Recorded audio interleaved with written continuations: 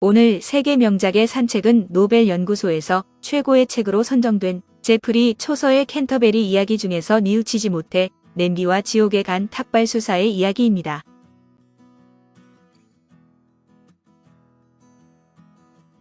탁발수사의 이야기 서문. 탁발수사의 차례가 되자 그는 소환사에게 양해를 구하는데 할 이야기가 소환사라는 직업의 속임수를 폭로하는 내용이기 때문이었습니다. 돈을 거두어들이는데 명수인 홀륭한 탁발수사는 계속해서 소환사를 못마땅한 눈초리로 바라보고 있었는데 체면상 상소리를 하지 않았지만 마침내 베스의 여장부에게 한마디 하고야 말았습니다. 부인, 하느님께서 축복을 베풀기 바랍니다. 당신은 학교에서 다루기 힘든 주제를 다루셨습니다. 솔직히 말하자면 당신의 말은 여러 점에서 일리가 있습니다. 그렇지만 우리가 말을 타고 순례하는 동안은 단지 가볍고 경박한 주제의 이야기가 더 어울릴 거라고 생각합니다. 책이나 설교, 혹은 어려운 강론 따위는 설교자나 신학자들에게 맡겨두는 편이 나을 것 같군요. 나는 여기에 계신 여러분들을 즐겁게 해주기 위해 소환리에 관한 멋진 이야기를 하나 들려드리겠습니다. 소환사라는 말만 들어도 여러분들은 이 이야기가 결코 그들에 관해 좋게 말하지 않을 것이라는 사실을 짐작하실 것입니다. 하지만 내 이야기를 듣고 아무도 기분 나쁘게 생각하지 않았으면 좋겠습니다. 소환사란 간통죄를 저지른 사람들을 심판하기 위해 사방을 다니면서 사람들을 불러 모으지만 결국 가는 곳마다 마을 사람들에게 실컷 몽둥이 찜질을 당하는 사람이니까요. 탁발수사의 이름은 휴버트인데 자기 이익과 부를 쫓는 사람으로 자신이 교황에게서 죄를 사해주는 특권을 받았다고 말하고 다닙니다. 부유한 향사나 부인들과 친밀하게 지내며 고해성사에선 가난한 교회에 재산을 내놓는 건 죄를 깊이 뉘우친 것이라는 이유를 들어 재산이 많은 이들은 더 쉽게 죄를 사면해줍니다. 체면도 안 서고 돈도 안 되는 문둥이나 거지들을 멀리하고 여관 주인이나 작부들과 어울려 다니는데 돈이 될 것 같은 곳엔 어김없이 기어들어가 봉사를 했습니다. 해마다 권리금을 내 독점적인 탁발 활동을 하고 다니는데 합법적으로 얻는 수익보단 탁발로 돈을 더 벌고 차림새는 수도자라기보단 박사나 교황과 비슷했습니다. 다른 등장인물들에 비해 탁발수사의 묘사가 특히 상세하고 악의적인데 초서가 탁발수사를 증오했기 때문으로 런던에서 한 탁발수사를 폭행한 적이 있을 정도였습니다. 사회자가 나서서 일행끼리 싸우지 말라고 하면서 탁발수사에게 이야기를 시작하라고 하자 탁발수사는 자신의 이야기를 하기 시작합니다. 탁발수사의 이야기. 탐욕스런 부주교에게 고용된 교활한 소환사는 교회 재판소의 소환장을 가난한 과부에게 전달하러 가서 돈을 뜯어내려고 합니다. 오래전에 부주교가 살고 있었습니다. 그는 지위가 높은 사람이었는데 마술과 간통과 명예훼손, 교회 재산 횡령, 유언 불이행과 계약 위반, 성사 의무의 소홀, 성직 매매와 고리대금 등을 비롯한 온갖 종류의 죄를 지은 사람들을 엄하게 처벌하는 사람이었습니다. 그는 특히 기둥서방들을 엄하게 다루었습니다. 이 사람에게 걸린 매춘업자들의 입에서는 하나같이 비명소리가 튀어나왔으며 11조를 제대로 내지 않아 고발당한 사람들은 그에게 심한 말을 듣고 벌금을 물어야만 했습니다. 또한 11조와 봉헌 액수가 너무 적을 때면 사람들에게 더욱 크게 성가를 부르게 했습니다. 주교가 돈을 긁어들이기 전에 그 사람들 명단은 이미 부주교의 수첩에 올라 있었습니다. 그는 자기 관할권에 있는 신도들을 방문하여 벌을 줄 수 있는 권한이 있었습니다. 그런데 그는 자기의 손발과도 같은 소할리를 한 명 데리고 있었습니다. 잉글랜드를 다 뒤져도 이 사람보다 교활한 사람은 없을 것입니다. 그는 많은 끈앞풀이 있었고 이들은 그에게 득이 될 만한 여러 정보를 제공했습니다. 그는 가는 길에 무법자와 밀렵꾼들이 입는 온통 녹색으로 치장한 옷을 입은 향사 용언을 만나게 됩니다. 자신의 직업을 솔직히 밝히기 부끄러웠던 소환사는 스스로를 법집행관이라 소개하자 녹색 향사도 같은 직업에 종사한다고 대답을 합니다. 그들은 그 자리에서 호영호재하며 각각 획득한 것을 서로 나누어 갖기로 하는데 소환사는 그 향사가 사실 악마라는 것을 알게 됩니다. 이 소환이는 아무렇지도 않은 듯이 잡담을 하고 있었지만 속마음은 때까치처럼 흉악하기 그지없었습니다. 그는 이렇게 물었습니다. 어디 사시오? 내가 노형을 찾아가려면 사는 곳을 알아야 하지 않겠소. 그러자 다른 청지기는 부드러운 말씨로 말했습니다. 여기서 멀리 떨어진 북쪽에 있는 마을에 살고 있소. 언제 한번 그곳에서 만났으면 좋겠소. 우리가 헤어지기 전에 우리 집을 찾는데 전혀 문제가 없도록 자세히 설명해 주겠소. 그건 그렇고 노형도 나처럼 청지기이니 말을 타고 가는 동안 노형만이 갖고 있는 비결을 얘기해 줄 수 있겠소.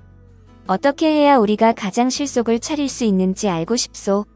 양심의 가책과 같은 것은 신경 쓰지 말고 노형이 실제로 어떻게 하고 있는지 듣고 싶소. 그러자 다른 청지기가 이렇게 말했습니다. 좋소. 사실대로 이야기해 주겠소. 솔직히 말하자면 내 월급은 몇 푼 되지도 않아서 그것만으로는 입에 풀칠하기도 어렵소. 우리 주인은 구두쇠에다가 성격도 까다롭소. 반면에 내가 하는 일은 여간 힘든 것이 아니오. 그러니 나로서는 제주껏 속여서 뜯어먹고 사는 수밖에 없소. 난 사람들이 주는 것은 마다하지 않고 모두 받아먹소. 어떻게 해서든지 해마다. 내가 쓸 돈은 벌어야 하니까 말이오. 이게 전부요. 그러자 소알리가 대답했습니다. 정말 나와 똑같군요. 나도 사람들이 주는 것은 모두 받아먹소. 그것이 너무 무겁거나 너무 뜨겁지만 않다면 말이오. 나는 개인적으로 이면 계약을 맺으면서 수입을 얻소. 물론 양심의 가책은 전혀 느끼지 않지요. 이렇게 하지 않으면 나도 먹고 살 수 있는 형편이 못 되니까요. 난 이런 속임수가 사람들에게 별로 해가 된다 생각하지 않기 때문에 교회에 가더라도 절대로 고해하지 않소. 난 양심이나 동정심 따위는 없는 사람이요. 고해 신부들은 모두 지옥에나 빠져버렸으면 좋겠소. 우리가 이렇게 만난 것은 둘도 없는 행운이요. 그럼 이제 통성명이라도 합시다. 소알리가 이렇게 말하자 다른 청지기는 얼굴에 미소를 띠면서 말했습니다. 정말로 내 이름을 알고 싶소? 나는 악마요. 내가 사는 곳은 지옥이지만 지금 이렇게 말을 타고 돌아다니는 것은 사람들에게 얼마나 뜯어갈 수 있는지 알아보기 위해서요. 이렇게 긁어가는 것이 내 수입의 전부요. 내가 보기에 당신도 나와 같은 목적으로 돌아다니는 것 같소. 그러니까 수단 방법을 가리지 않고 이득을 챙기려고 한다는 말이요. 나도 마찬가지요. 난 먹잇감이 걸릴 때까지 지구 끝까지라도 돌아다닐 참이요. 그들은 함께 가다 말 안 듣는 말을 저주하는 수레꾼 카터가 수레고 말이고 다 악마가 가져갔으면 좋겠다는 푸념을 듣게 됩니다. 그 말을 들은 소환사가 악마에게 가져가라고 권하지만 악마는 진심에서 나온 말이 아니라 안 된다고 합니다. 그는 태연한 표정으로 악마에게 다가가서 악마가 눈치채지 못한 것처럼 그의 귀에다 대고 이렇게 소근거렸습니다. 이봐요. 저 말 들었어. 저 마부가 한 말 못 들었냔 말이오? 어서 해치우시오. 건초와 마차와 말 3마리까지 모두 주겠다잖소. 악마가 말했습니다. 그건 안 될 말이오. 마부는 그런 뜻으로 말한 게 아니오. 내 말을 믿지 못하겠으면 마부에게 물어보시오. 아니면 잠시 기다려보시오. 곧 알게 될 테니.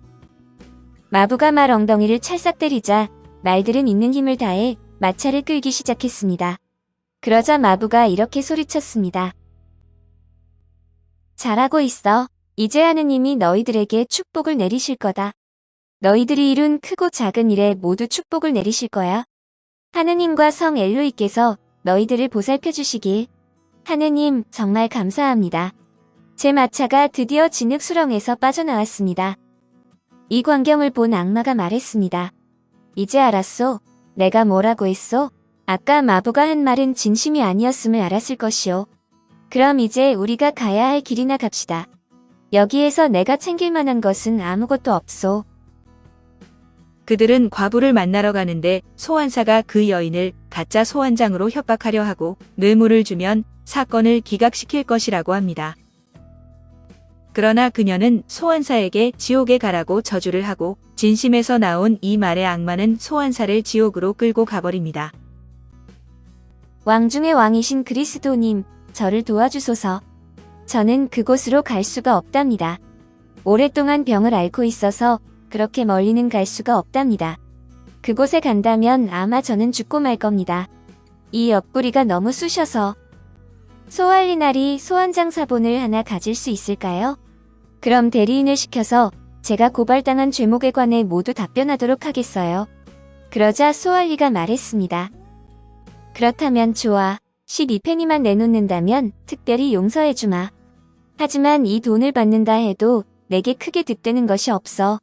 득을 보는 것은 내 상관이지 내가 아니거든. 자, 어서 가져와. 난 빨리 돌아가야 한단 말이야. 12페니만 내놔. 여기서 하루 종일 기다릴 수는 없어. 12페니라니요. 성모 마리아님, 저를 모든 죄악과 고통에서 구해주소서. 당신이 이 세상을 다 준다고 해도 내 주머니에 12페니란 큰 돈은 없답니다. 나는 늙고 가난한 과부예요. 나처럼 늙고 불행한 여인에게 동정을 베푸소서. 당신이 아무리 가난하더라도 그건 절대로 안 돼. 당신을 용서해주면 악마가 날 잡아가고 말 거야. 그러자 노파가 소리쳤습니다. 아, 불쌍한 내 신세야. 하느님도 아시는 일이지만 난 아무 죄도 없어요.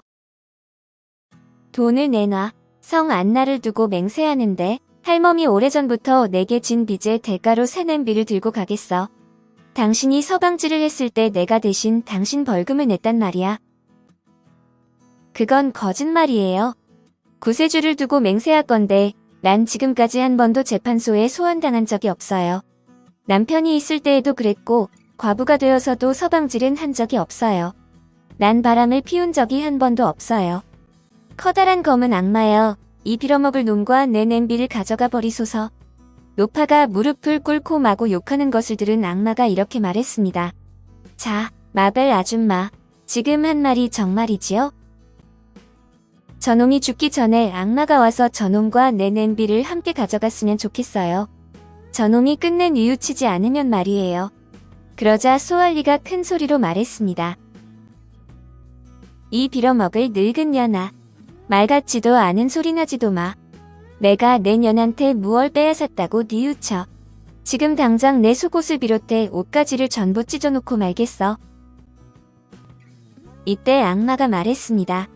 진정하게, 내 몸과 이 옷가지들은 모두 내 거야. 오늘 밤 너는 나와 함께 지옥으로 가게 될 거야. 그곳에 가면 너는 그 어떤 신학 박사보다도 우리의 비밀을 잘 알게 될 거다. 이렇게 말하면서 악마는 소알리를 세게 붙잡았습니다. 소알리의 영혼과 육체는 악마를 따라 지옥으로 내려갔습니다. 그곳은 바로 소알리들이 가야 할 곳이었지요. 우리가 사탄의 유혹에 빠지지 않도록 하느님께 기도합시다. 사자는 있는 힘을 다해 언제나 죄 없는 사람을 먹어치우기 위해 기다리고 있다는 격언을 떠올리면서 모두 반성합시다. 또한 악마의 유혹에 빠지지 않도록 여러분의 마음을 준비하십시오. 악마는 항상 우리를 자기의 노예로 만들려고 합니다. 여러분들의 의지만 굳세다면 악마는 여러분들을 넘보지 못합니다. 그것은 그리스도께서 여러분들을 위해 싸우시는 투사이시며 기사이시기 때문입니다. 이제 악마가 소알리들을 지옥으로 데려가기 전에 그들이 죄를 뉘우치도록 하느님께 기도합시다. 이렇게 탁발 수사의 이야기는 끝이 나게 됩니다. 탁발 수사의 이야기에 대해서 이 이야기는 소환사에 대한 풍자적이고 다소 씁쓸한 공격인데 수도사와 소환사 사이에는 오랜 증오심이 있는 것 같습니다. 일단 한 수도사가 자백을 받아내고 누군가에게 용서를 빌면 그들은 같은 죄로 교회법정에서 기소될 수 없었는데 이들의 적대감은 이런 수도사들이 소환사들의 업무를 방해하기 때문일 것입니다. 수도사의 이야기는 초서의 많은 이야기들처럼 명확한 원본은 없지만 부패한 관리는 응분의 대가를 받는다는 흔한 이야기이고 항상 인기 있는 것으로 보입니다. 이 이야기는 소환사에 대한 생생한 묘사로 소환사를 폄훼하고 운 좋게도 수도사들은 소환사의 관할이 아니라고 말하지만 소환사는 대제사장의 운영 허가를 받은 사람들이라고 반박합니다. 실제로 프롤로그에 나오는 수도사는 더 세속적으로 가난하고 병든 사람들을 위해 봉사하기보다 여자를 유혹하고 주막에서 시간을 보내기를 원했습니다. 그는 굶주린 아이를 먹여 살리는 대신 자신에게 마지막 한 푼을 주는 가난한 과부에게 거의 신경을 쓰지 않았는데 다시 말해 수도사와 소환사는 같은 레벨에서 위선적인 경쟁자들인 셈입니다. 파솔리니는 1972년 캔터베리 이야기에서 수도사의 이야기를 각색했는데 영화에서는 프랑코 치티가 악마를 연기했습니다. 프랑코 치티는 인생 3부작에서 악마적이고 부도덕한 캐릭터들을 연기했는데 나머지는 데카메론의 치아펠레토경과 아라비안 나이트의 이프리트입니다. 캔터베리 이야기 7번째 소환사의 이야기로 이어집니다.